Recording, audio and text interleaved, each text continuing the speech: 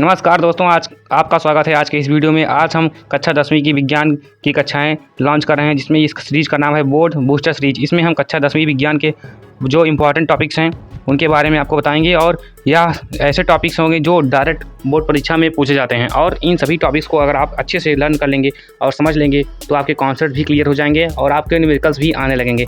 तो इसलिए हमारे इस सीरीज़ को पूरा कंटिन्यू कीजिए और लगातार जुड़े रहिए हमारे साथ। अगर आप हमारे चैनल पर नए हैं तो इस चैनल को सब्सक्राइब करना बिल्कुल भी ना भूलें।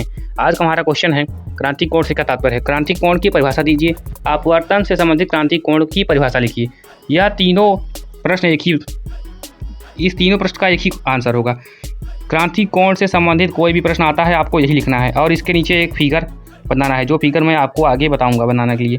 ठीक है, तो हम सबसे पहले समझते हैं क्रांति कोण या फिर क्रिटिकल एंगल क्या होता है। सघन माध्यम में बना वह आपतन कोण जिसके सापेक्ष विरल माध्यम में बना अपवर्तन कोण ठीक 90 अंश का होता है, क्रांति कोण कहलाता है। इसे सी से व्यक्त करते हैं। क्रांति कोण जो होता है मतलब कि जब सघन माध्यम में बना वह आपतन कोण, यदि सघन माध्यम से कोई किरण विरल माध्यम की ओर जा रही है और उसका अपवर्तन कोण जो है वो ठीक 90 अंश हो जाए तो उसे क्रांति कोण कहते हैं। मतलब कि आई जो होता है वो आई जो है वो सी के बराबर हो जाए तो उसे क्रांति कोण कहते हैं।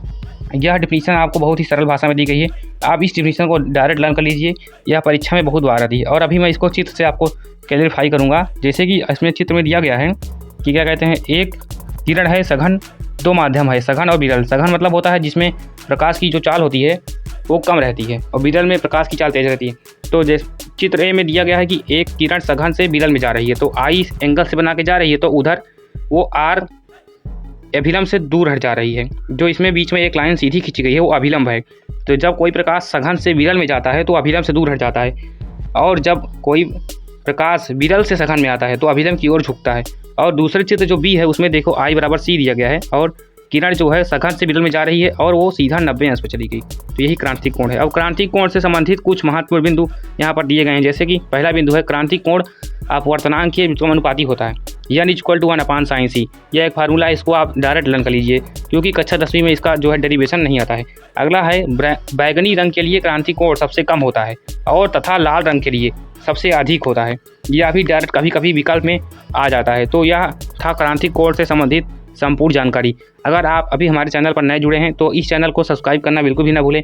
इस चैनल पर आपको कक्षा 10वीं और 12वीं के मोस्ट इंपॉर्टेंट टॉपिक्स जो हैं वो कवर कराए जाते हैं, और आपको न्यूमेरिकल्स भी प्रोवाइड कराए जाएंगे, जिससे आपको कक्षा 10वीं की बोर्ड परीक्षा में अच्छे अंक लाने में किसी भी प्रकार की कोई दिक्कत ना हो।